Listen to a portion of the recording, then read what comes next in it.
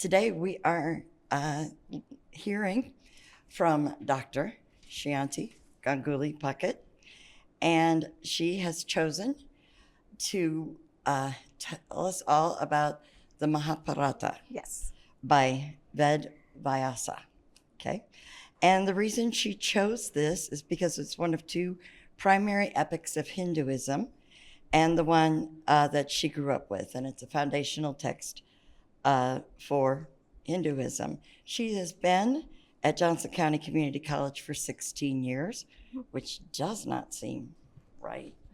Okay. She is very involved on the campus. She's on 5 or 6 other committees. And in the community, she is part of the board of directors for Prairie Paws Animal Shelter, an organization responsible for running no-kill shelters in Ottawa, Manhattan, Emporia. So if you would like an animal, I'll hook you up. Yep. This was her first job out of graduate school. She earned her PhD at Oklahoma State University and both a bachelor's and a master's in colonial Indian and British Restoration literature. What's the name of the university in Kolkata? Well, I went to 2 universities. I went to for the master's, I went to Presidency, and then for my bachelor's, I went to Presidency, and then for my master's, I went to Jadavpur University. Okay. I forgot she's already hooked up. Okay. Oh, yeah, yeah. She loves to read, bake, go to coffee shops, and watch murder mysteries, and we are looking forward to what she has to tell us. Thank you. Okay. Thank you, Maureen. Maureen has been practicing saying the Mahabharata and Ved Vyasa since October. We've been working on it, and she said it perfectly, so thank you. Okay, so I will talk about the Mahabharata, and as Maureen said, it is one of the foundational texts of Hinduism. We have 2 epics in Hinduism. There's the Mahabharata and the Ramayana. The Ramayana is significantly shorter, and it's not one that's doesn't have as many deaths as the Mahabharata. And I like murder, be it on the battlefield, be it in a little British town, whatever. So I chose the one that has more death and has more blood. So we're going to go with the Mahabharata. I want to talk a little bit about what makes the book so great. Everybody has different reasons. There are people who come to books in different ways. I learned about this book before I even could read. So I may have been about 3 or 4. I couldn't read, but I had an active imagination, and I didn't like to eat. And so my mom, this is my lovely mother, she told me stories. It's a long narrative, but there are short frame stories that you can pick out of that. And my mother would tell me these stories to distract me so that I would eat. And that's one of my first memories of the Mahabharata, long before I read the book or long before I saw it on TV. So I have these associations with this book about, with my mother and nurturing and caring and food. And so this is why it's one of the most important books to me. So I come by it through my mother, and that's what makes it really special to me. It does have some of the other characteristics that we would associate with a good book. It does have a setting that is very important setting in the Indian context, in the subcontinent, at least in ancient India. It has very strong character development. There are several characters that I will talk about. All of them I don't even know how many characters, but I'm just going to introduce some of the main characters. There is expert plot development. There is compelling conflict. More than a quarter of the book is based on conflict. It's driven by war. I promised my best friend here that it was going to be a war between unicorns and dinosaurs, so we'll get to that. Most of the conflict is based on this war, so there's a lot of conflict, a lot of blood, a lot of battles. There is suspense in the shorter framework of the stories. If you pick out the shorter stories, there's a fair amount of suspense. Emotional connection. As a practicing Hindu, I do have a connection with the Mahabharata, especially the Bhagavad Gita that I'll talk about in a bit. So I can relate to that as part of my religion. And it has very vivid descriptions of places, characters, settings, all kinds of descriptions that I'll get into as well. So it's a Sanskrit epic. Sanskrit is kind of like Latin. It is a dying language. We don't teach it or speak it anymore. The only way you'd learn Sanskrit now, I believe, is if you were going to a seminary to become a priest. Other than that, I don't think you'd learn Sanskrit anymore. I know a few words off and on, and I know one prayer that I say every night 108 times because my mother taught it to me, but that's all the Sanskrit I know. So I never read this book in Sanskrit. I also never read it in English. I have only read this book in Bengali. But Sanskrit, the original is written in Sanskrit. It's revered in Hinduism because it has a lot of our philosophical, spiritual teachings come through this book. And then there's the sixth book, the Gita, which we'll talk about. We also, that's very revered, and that's something most Hindu households would have. It is a story of a war of succession. There are two groups of cousins, and they fight over land. We'll go over that. And so the majority of the story is because of this conflict. That's what drives the plot of the story. The authorship is attributed to Ved Vyasa, which is the man sitting there with the long beard. He is a sage, very wise, very well, he's also a character in the book. He comes in the book as a character, but he's the one who's supposed to have written it down. Well, he dictated it to Lord Ganesha, who is the elephant-headed god. He is the god of wisdom. He removes obstacles. So he dictated this entire epic to Lord Ganesha, who wrote it down. I am terrible with math, so I cannot give you how many years this is. It was supposedly written between 3rd century BCE and 3rd century CE. I have no idea what the time span between that is. It could be 100 years, it could be 300 years. I use my calculator to, calculate a 20% tip. So that is not something I can tell you what that is, but sometime around that time is when it was written. And it is the longest poem ever written. It comes in at 1.8 million words.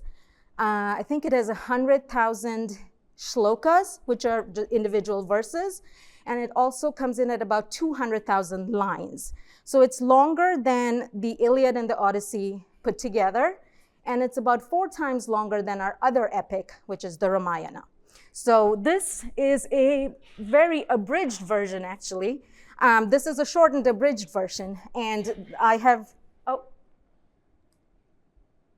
sorry. Okay, this is the shortened version of it, and I don't think I have ever seen a full version of it, but it's obviously very long. It's the structure of it is it's told through frame tales. You can take out a tale, and it'll stand alone. That's what my mom used to read out to me or tell me. If you took out a tale, it has a proper beginning, a middle, and an end, so it's something that you could tell just in isolation without, telling the whole story. It is divided into 18 parvas or books. These 18 parvas or books they tell different stories. The first one is called the Adi Parva, which is basically the beginning, and it starts by telling us the history of the Kuru clan, which is the clan that both the groups of cousins belong to. So it starts us by telling how their dynasty was established. And the very last one, which is number 18, is called the Swargarohana Parva, which is basically one of the cousins, they win the war, they rule for a bunch of years, and then it talks about their journey up to heaven. So it ends with the good cousins making their way up to heaven. So it tells you the story from the establishment of the dynasty to not necessarily the end, because the dynasty does carry on, but to the end of to one of the groups of cousins as they ascend to heaven. So it spans quite a few years. This is the location. I come from over here, right here somewhere. And this is where the location is. It's technically now called Meerut. It's close to Meerut, and the main thing about its location is that it's located on the banks of the river Ganges. The river Ganges is a sacred spot for us. It's a sacred river. It's holy water. So in Hinduism, when we get married or when we have a new house or if we have a new car, whatever it is, we use holy water. We sprinkle holy water on everything. So Ganges is very important to us, and that makes just the location on the banks of the river Ganges makes it an auspicious spot. Hastinapur Hastina means elephant, and Pur is land or city. So it's called Elephant City, and it is there's a lot of descriptions of the place in the book, and it is supposed to be very rich, very powerful. It controls it's really the major kingdom. There are smaller kingdoms dotted throughout the land, but it really is the sort of the capital of India. So which is why there is a battle about who is going to rule finally. This is a complicated family. Do you have one of those? I need to look at one too. I kind of made these out because I'll refer to them a lot. We are only kind of looking at this part, that and that we're not doing because we only have an hour. So Dhritarashtra is a king. He is blind. He's born blind. And because he's born blind, Dronacharya, or it's decided that he is not going to be king, even though he's the older brother. So he marries Gandhari. She is very devoted to him. She's very wise. And out of solidarity, and because she loves him so much, she voluntarily chooses to blindfold herself, and she goes through life completely blindfolded. When it is decided that Dhritarashtra cannot be the king, or should not be the king because he is blind, the throne passes to his younger brother, Pandu. Pandu is not blind. He is married twice. He marries two wives, Kunti and Madri, which was totally legal at the time. And then, so he's got two wives. The Dhritarashtra and his wife Gandhari have 101 children. They have 100 boys and they have one daughter. And then Pandu and his two wives, between the two of them, they have a total of 5 children. The 100 kids are called the Kauravas, so they are one set of cousins. And the 5 kids are called the Pandavas, so they're the other set of cousins. And these are the two. I'll be referring to these people mostly throughout, so if it helps to have the little thingy. So these are the Pandavas. Can I move over here? Is that okay? Okay. So this person is Yudhishthir. This is in the order in which they're born. This is Bhim. This is Arjun. And the twins up here are Nakul and Sahadev. They have a very weird story. Well, both brothers do. So one day, Pandu was in the forest and he was hunting deer. And in the distance, he sees 2 deers. And they are having sex in the forest. So he doesn't think anything about it, and he shoots the deer. And he kills the female deer. Well, turns out they weren't deer.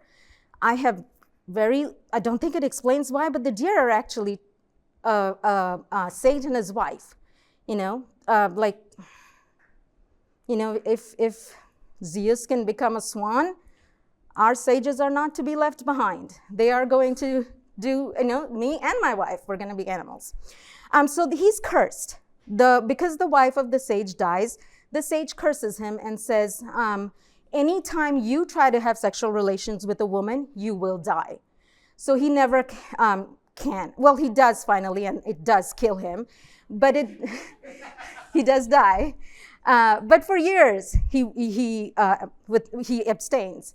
And then one day, his wife Kunti is very religious, and she knows a lot of incantations and mantras, and she knows this mantra where she has been given this mantra by a god where she can have children without having any kind of sexual relations or any kind of affairs, but it would be Pandu's sons.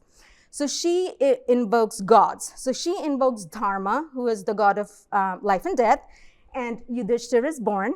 Then she invokes Vayu, which is the god of wind, and that's how Bhima is born. He is very strong, very powerful. He fights with the mace.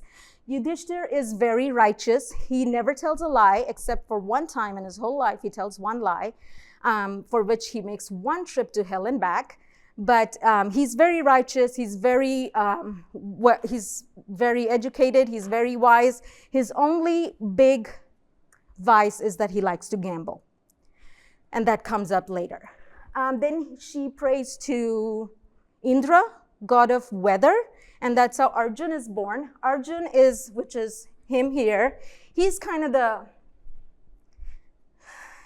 sexy boy of this entire epic. He is a fantastic archer.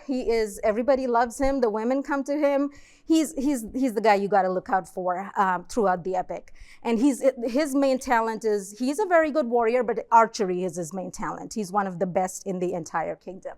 And then Nakul and then Kunti gives, so she has the 3 children, and then she gives his other wife, Madri, the incantation, the mantra, and she invokes the Ashwin twins. They're basically twins, and they're gods of medicine and health, wellness. And so then she gives birth to twins as well, which are Nakul and Sahadev, and they're not really that important. They're kind of, they fight, and in the great scheme of things, the first 3 are, much more important to the story. And Nakul and Sahadev, they have their tales and they have their lives, but we're not really interested in them. They're not that fun. And then we have the Kauravas, which is the son of the blind king Dhritarashtra and his wife. Well, they can't have children either, we don't know why. So Ved Vyasa, the man who dictated the story, once comes to their kingdom, and he is staying at their palace, and Dhritarashtra tells Gandhari, his wife, that make sure you treat him really well, make sure he has a really good stay. And so she takes really, really good care of him. So then he asks her, what do you want? She says, I want children. He said, perfect, I'll give you children. So she gets pregnant. She's pregnant for 2 years, and nothing is happening. The baby is in her for 2 years. And so she's not sure what's going on. In the meanwhile, Kunti has already had Yudhishthir. So even though he's son of the younger brother, he is older, because it's, she's pregnant for 2 years with no baby. Then she gives birth, and it's a lifeless lump of flesh. It's not a baby. And then Ved Vyasa comes back to check on her, and she shows him the lump and says, this is what came out. And he says, oh, don't worry about it. We'll rectify it. How many children do you want? She says, I want 100 boys and 1 girl. He says, no problem. Fill 100 jars with ghee, which is just clarified Indian butter. You can get it at the Indian store. So he says, fill 101 jars with ghee. I'm going to take this piece of flesh. I'm going to cut it into 101 pieces. I'm going to drop 1 piece in every jar, and it's going to turn into a baby. And so it does. And that's how they end up having 101 children. The 2 main ones are Duryodhana and Dushasana. They are the bad cousins. They are not good people. They are Duryodhana, who is the oldest of the 100 brothers. He's egotistical, he's cunning, he's full of hatred for the Pandavas. Dushasana, which is his, brother number 2, is just as bad. So they are kind of the antagonists of the story, and we don't like them at all. There's nothing good to be said about them.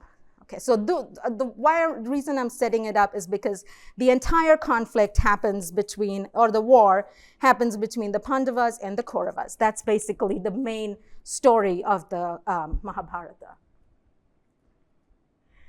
The main female protagonist is Draupadi. She is born fully formed as a woman. She comes out of the fire.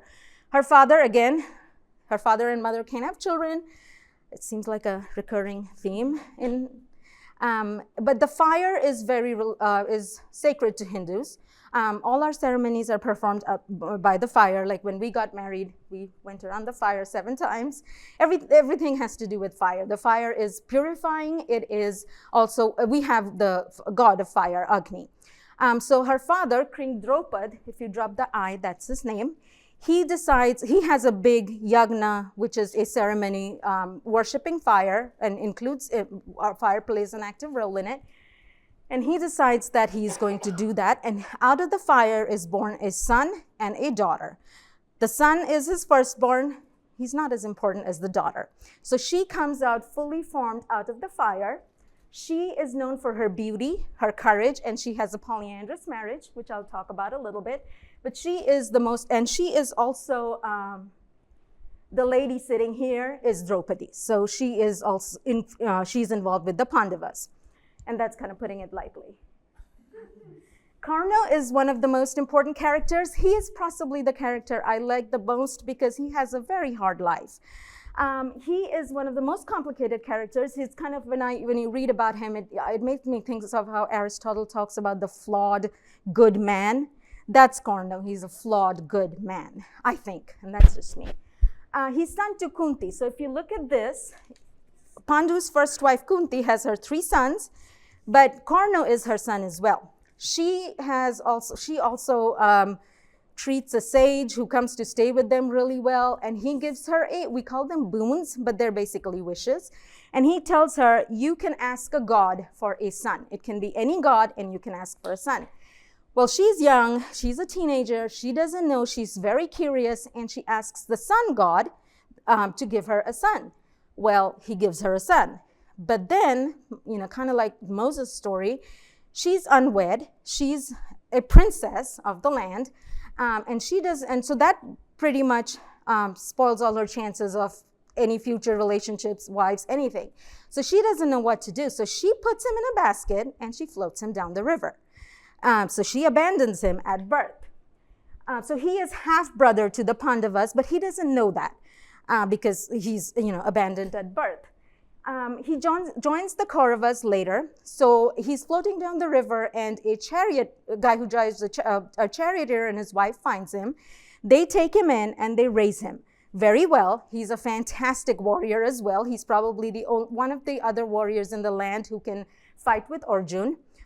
He's also a master archer.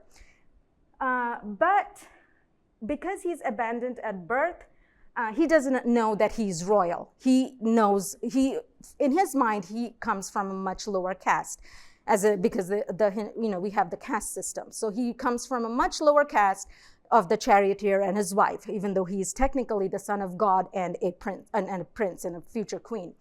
At the battle, there is an incident where he's doing something, and Duryodhana, which is the bad guy, the head of the bad guys, comes in contact with him and sees what a fantastic archer he is. And he realizes that, maybe if we ever come to a battle, this person can balance out Arjun, and so they make friends. And Duryodhana, for one good thing, is very, very loyal to Karna, which is he's not that kind of person. He's very manipulating, very cunning, whatever serves his purpose. He would do well now. Crap. Yeah, he would do pretty well.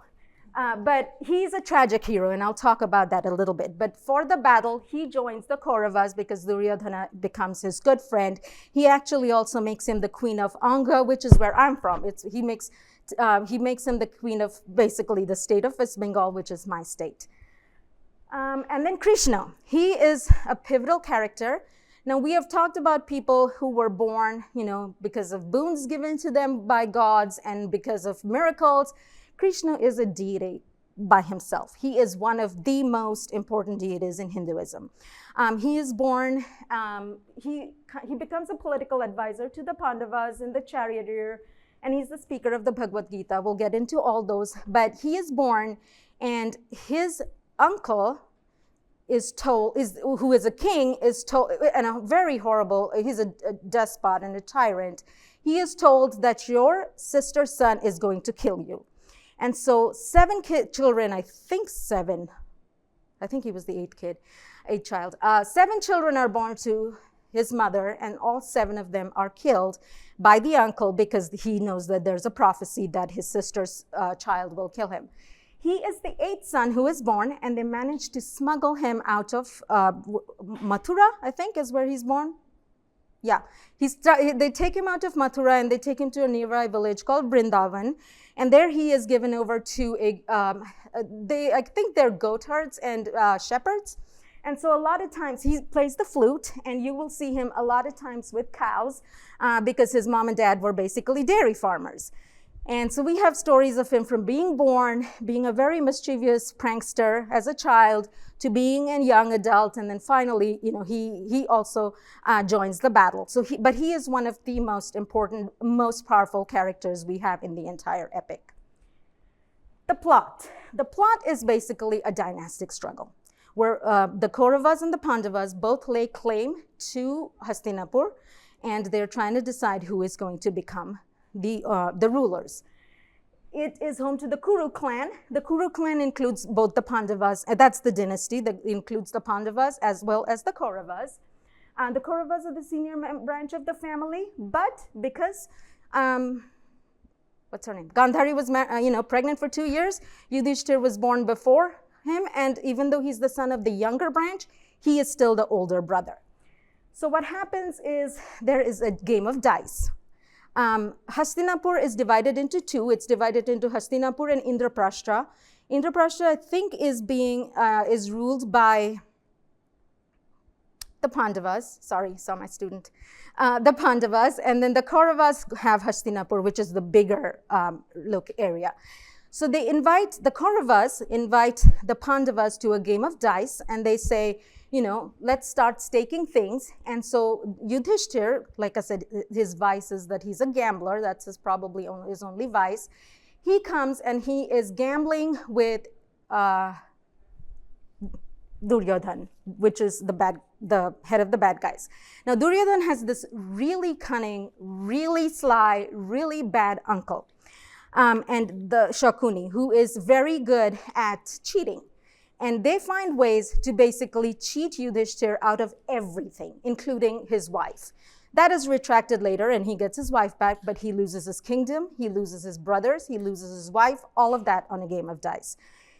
The punishment for that, he does get his brothers and he does get his wife back, but the punishment for that is that the Pandavas have to go into exile and they have to live out in the forest for 13 years. They lost, not fairly, but they lost, and so they do that and they go off into exile for 13 years. Once they come back, they want their kingdom back. And all of that is what leads to the battle between the dragons and the unicorns.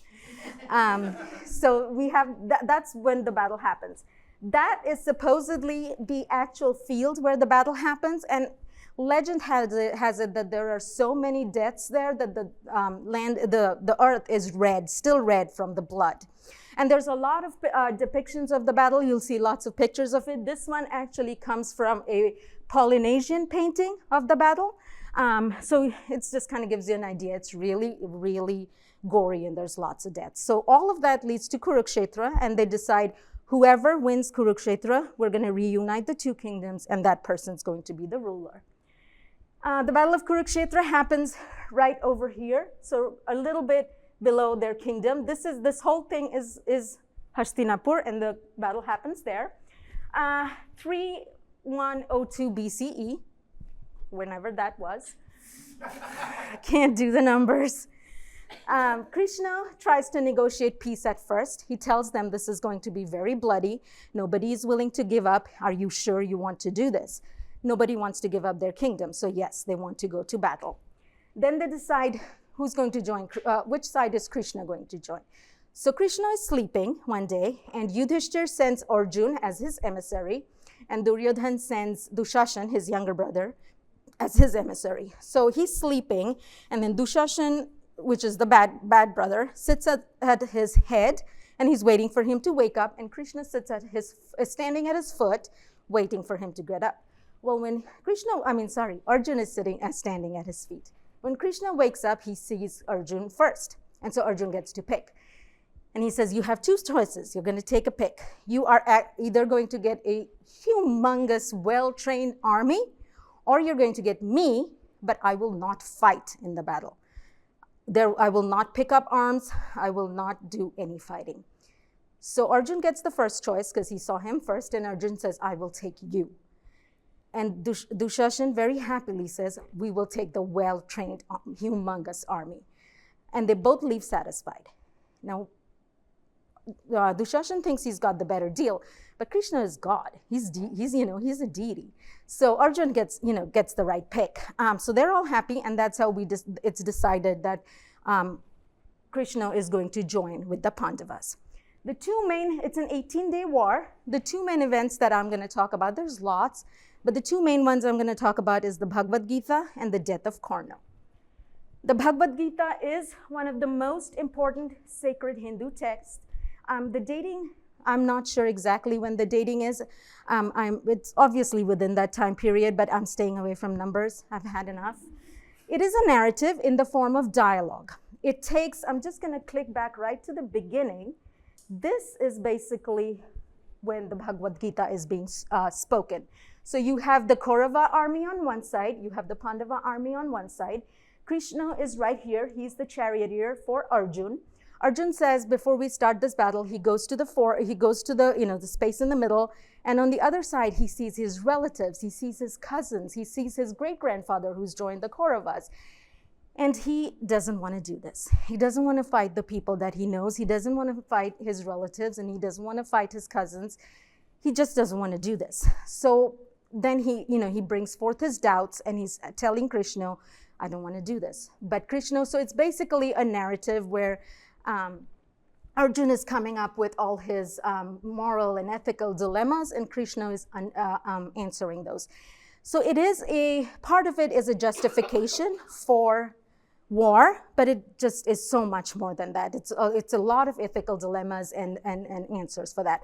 It talks about dharma, so it talks about duty, it talks about your identity, it talks about your place in society. So it's a very important text for us Hindus. So even most of us who haven't read the entire the Mahabharata in entirety, we have probably read some part of the Gita.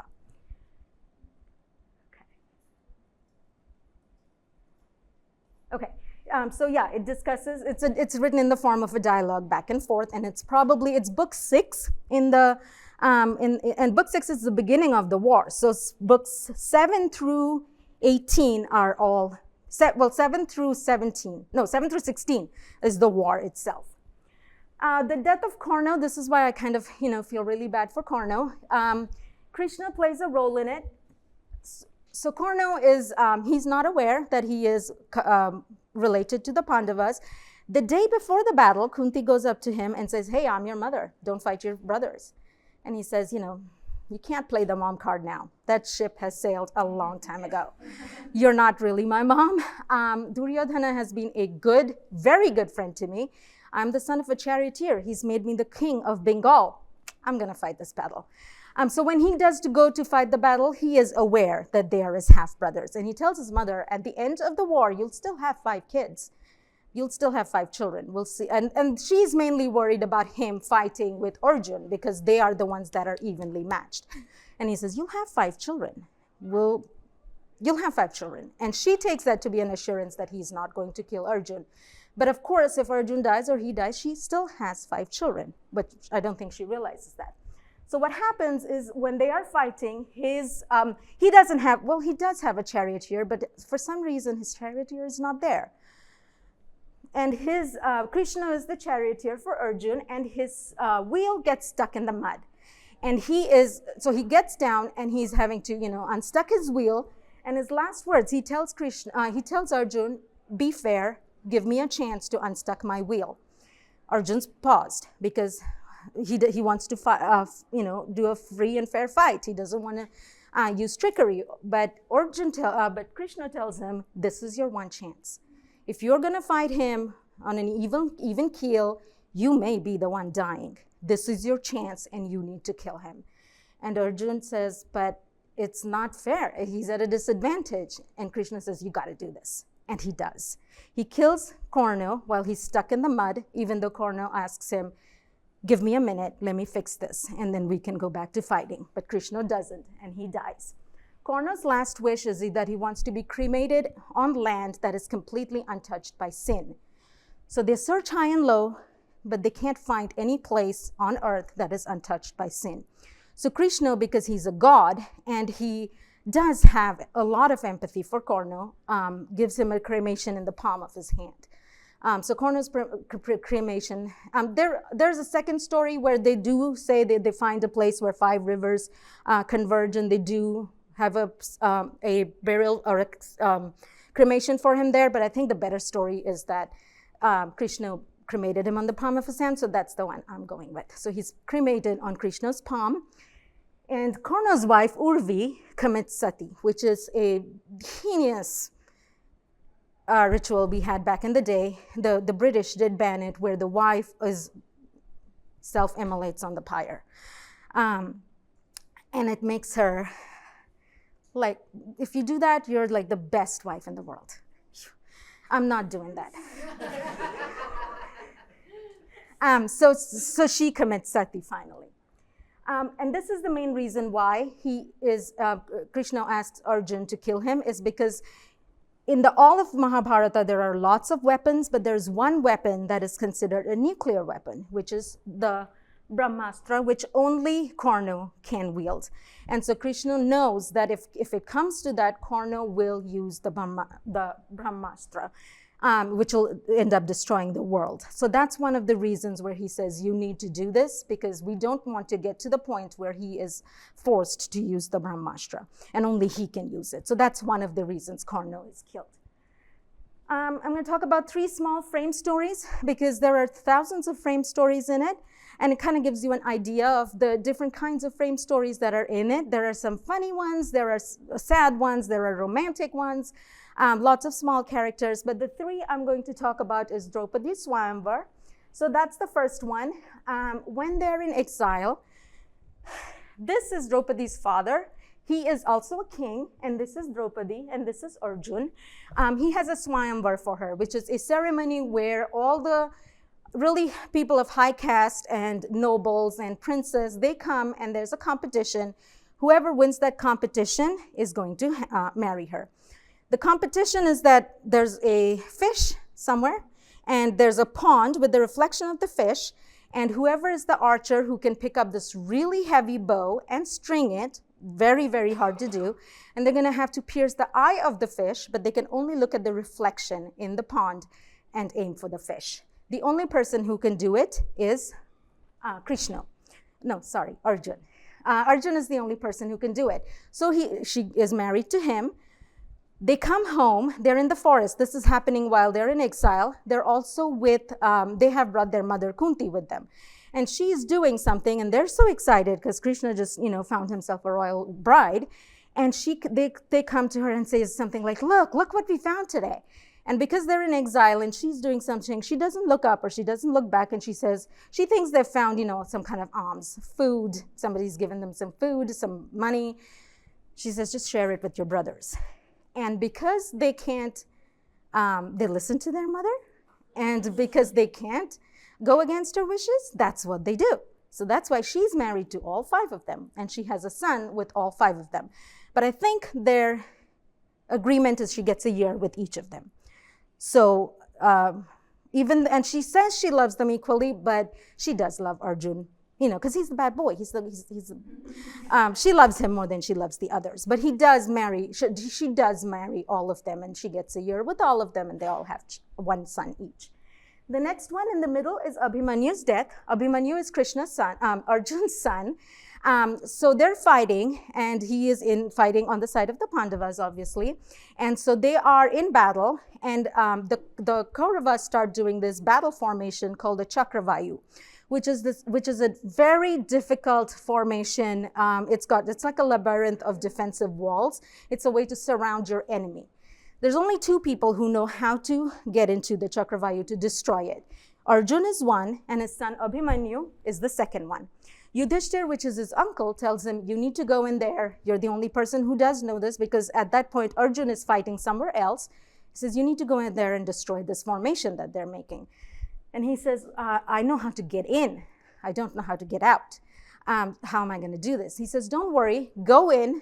I'm going to send a huge battalion of our forces to follow you, and they'll help you out. And against his better judgment, he agrees. He goes in, he destroys quite a bit of that, but he's literally 1 person against a huge army. The rest of the army that's following him can't get in because they don't know how to. But he knows only how to get in. He doesn't know how to get out. So they end up killing him. The reason he knows how to get in and not get out is because when his mother was pregnant, his father, Arjun, told her how to get into it. And in the womb, as a child, he heard that and he knew that. But then Arjun was called away on some kind of errand, and he leaves. And so he never gets to tell his pregnant wife how to get out of it. So Abhimanyu in the womb only hears how to get in, and he doesn't know how to get out. So he does what is told. Again, there's a lot of focus on doing your duty. He knows how to get in. He gets in. He does what he's supposed to do, but he can't get out because he doesn't know how to. And the last one is Eklavya's devotion. This is one of the minor characters. Eklavya is a king. He's also a king, but he's king of a forest tribe, so much lower in caste. So and this is Dronacharya. He is the teacher to both the groups of princes, to the Pandavas and the Kauravas, and he is he teaches them all, everything that's related to fighting. And Eklavya comes to him and says, "I would also like to be your disciple." But Dronacharya refuses that because Eklavya, even though he is a prince, he is of a much lower caste, and he says no. Eklavya won't argue with him. He goes back to his forest, and he builds a clay statue of Dronacharya, and he accepts him as his master, and he self-teaches himself, and he becomes a fantastic archer as well. As it happens, Arjun comes to know of him. Arjun is pretty full of himself. He's the prince. He's one of the best archers in the land. And he tells Dronacharya, "Did you know there is somebody who's really good?" And he feels threatened. Well, Dronacharya goes and he looks at this prince and says, "Show me what you can do." And he does show him. And it turns out that Krishna has a good reason to feel threatened because he's really good. And then Dronacharya tells him, "You have made this clay statue of me. You have accepted me as your master. And now as your master, I want Guru Dakshina, which is my fees." And Eklavya says, "What? Yes, absolutely. I took you as my master and I will give you what you want." And he says, "I want your thumb. Because without the thumb, you can't be an archer." And Eklavya there's no dispute. He cuts his thumb off and he gives it to Dronacharya. So that kind of just gives you a sense of the different, and again, duty. The duty comes above everything for a lot of the stories. Finally, it ends with the death of Duryodhana on battle day number 17. Bhim kills him, the guy with the mace, and then the Kauravas fall apart. Millions of soldiers died. I have a number. I do not know what this number means, but I have a number. Apparently, 1,660,020,000 soldiers died. No idea what that means. 6 million, 16 million, a billion, 660 million, who knows? But that's how many people died. I wrote that down. I needed to bring that number out today. The Pandavas return to Hastinapur. They become king. The Kauravas are all dead, by the way. All 100 of them are dead. Pandavas are all still alive. So Yudhishthir becomes king. He reigns for 36 years. And then they go to heaven. They decide to go to heaven. And they leave the son to Parikshit, who is Arjun's grandson. And the last book ends with them all going to heaven. And on the journey, they're going up to the Himalayas, which is where they're going to go to heaven. And the last book ends with, Draupadi, Bhim, Arjun, Nakul, and Sahadev, they all die on the journey to heaven, but they do finally all end up in heaven. Yudhishthir doesn't die. He's the oldest one. He is the only mortal who enters heaven alive without having died. So that's kind of the aftermath in book 18. And finally, also a memory. Do you remember that? Yeah. It came out, they did this Doordarshan, which is our national channel, from, I think it was 1988 to 1990. For 2 years, 94 episodes. They put this out on Sunday mornings. They were campy and they were over the top, but man, we loved them. And I think I was 6, 7, 8, something like that. And I watched these with my mom and dad. I have these huge memories, especially with my dad, watching these. And I loved them so much. They were about an hour, 45 minutes, and it told the entire story. And you can kind of tell. This guy plays Krishna. This one plays Draupadi. And I don't know what is happening there, but something is. And so it's so campy, but so fun. I tried to find a video of it and I couldn't. But yeah, so this is also, so I wanted to end with a memory as well. And this is my memory of watching this show for 2 years, Sunday mornings. And that's kind of all I have. Thank you. I think that's... All right. Surely somebody has a question. So the unicorns and they don't happen. I just did it for you. Thank you. Hello. Hello. When you were talking about the frame story, Yeah. it kind of reminded me of Arabian Nights. Is that something that is similar in this region, or do you know? The Arabian Nights, that's more Middle Eastern. Mm-hmm. But the frame is the same. Like with the Arabian Nights, you can pick out a story and it stands by itself. These do as well. But with the Arabian Nights, there's the urgency of if I can't tell another story, I'm going to die. That's not part of this. This is a continuous, and the episodes are in chronological order. The books are in chronological order, so you can really pick out any frame story. The urgency of I'm going to die isn't there, but in structure, they are very similar to the Arabian Nights. Thank you. Yeah. Hi, good job. Thank you. So the piece about, I'm going to get the names wrong, but the piece about getting Krishna advising and the getting shot and the arrow and getting unstuck, and you're talking about morals and ethics.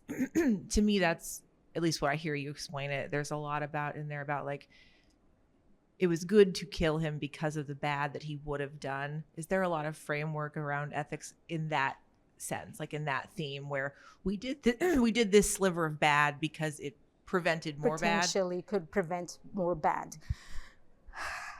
Honestly, given all the 18 books, I'm sure there is. The most prominent one that I can think of was this example where there potentially he could do something bad, so let's preemptively stop him.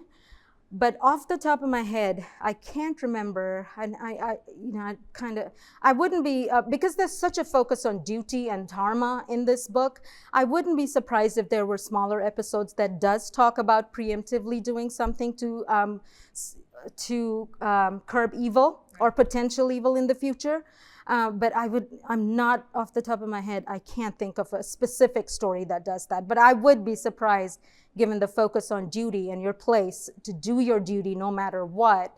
I wouldn't be, like with the Clivia story, you do your duty, you don't question. Right. And so I would not be surprised if there were stories that have, maybe to not such an extent. It doesn't happen to any main character to that extent, but I wouldn't be surprised if that crops up in some of the smaller stories. It's my Western lens. You answered it because it's more about duty than it is about what I It is very much about duty, yes.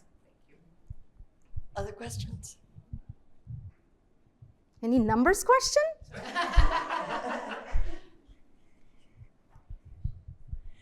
You mentioned, I won't get the names right either, but several women in these stories who seem to have a lot of power or say. Can you speak a little bit to that? Yes, so Draupadi is considered an icon of feminism. She is very wise. They do come to her for advice. It's kind of a strange dichotomy because on one hand you have Draupadi, who's a very strong woman. Gandhari, who blinds herself, is very strong. But then also you have things, there is a scene where Draupadi is potentially raped, and that is prevented by Krishna. It's part of the game of dice. And she prays, and so that doesn't happen. But then on the other hand, so you do have some stories where the women are, she's going to be raped, and then there's one part, and then there are women who commit sati, which, it's basically, there's no value to you once your husband is dead. You literally jump on his funeral pyre, alive and well, and you self-immolate yourself. And because for doing that, you are actually considered an icon of feminism. You are considered a good wife, pure, and a strong woman because you killed that is not seen as patriarchy telling you what to do with your life and you're saying you don't have any value. That's actually seen as you're doing the right thing. You are a strong feminine icon because you committed sati. So there is a strange disbalance between the stories. Draupadi on one hand, and then instances like this on the other hand, and they don't always have agency. Sometimes they do, but for the most part, they do come out strong.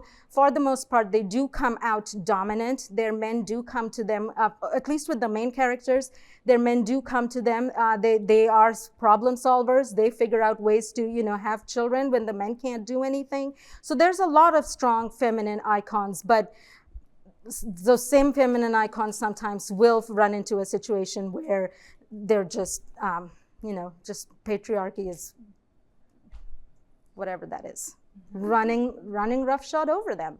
But in the end, most of them do prevail. At least the main characters do prevail. And in the context of when the book was written, and in ancient India, if you did commit something like sati, or if you did if you were subservient to your husband, that's a big positive. So that our lenses have changed, but that would be seen as being a good woman.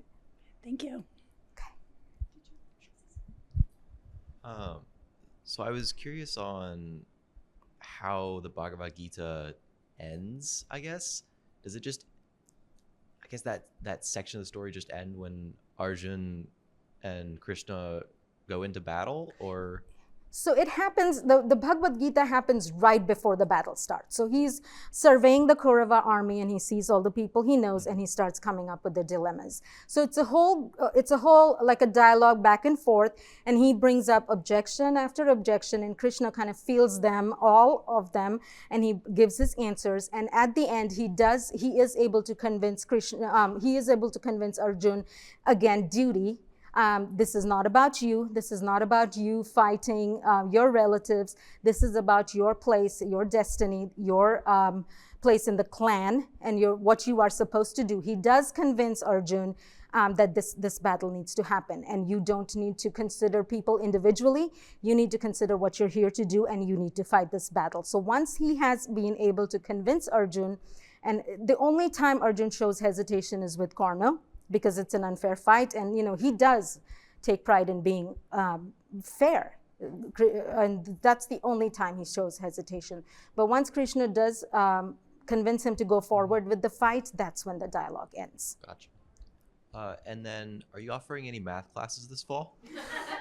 I'm thinking about it, but I don't think my dean is going to let me do that. There'll be a lot of people failing because I can't teach it. But if I do, I'll keep you posted. I can do the 2 + 2 = 5. That's not going to be a problem. Perfect. We can do that one.